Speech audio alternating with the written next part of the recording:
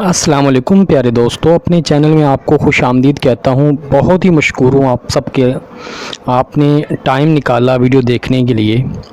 प्यारे बहन भाइयों, इससे पहले भी मैं नाफ जो है इस टॉपिक पे वीडियोस अपलोड कर चुका हूँ।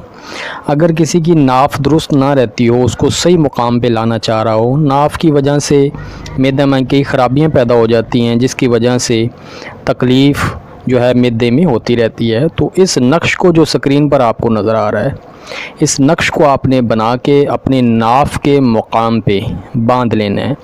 इससे क्या फ़ायदा होगा, जो नाफ टल चुकी है, नाफ अपनी जगह से हट चुकी है, वो अपने मुकाम पे आ जाएगी और आपको शिफा नसीब होगी।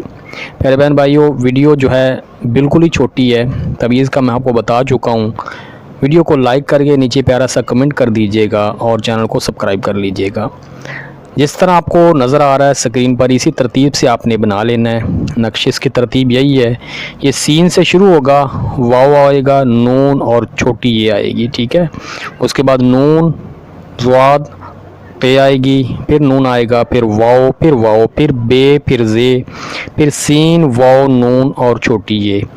इस तरतीब से आपने बना के बावजू होके बनाएं, अपनी नाप पे बांध लें।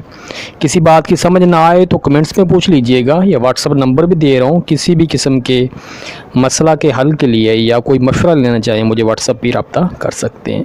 इसी के साथ अपने प्यारे बहन भाइयों से इजाज़त चाहूँगा। दुआओं में याद रखिएगा।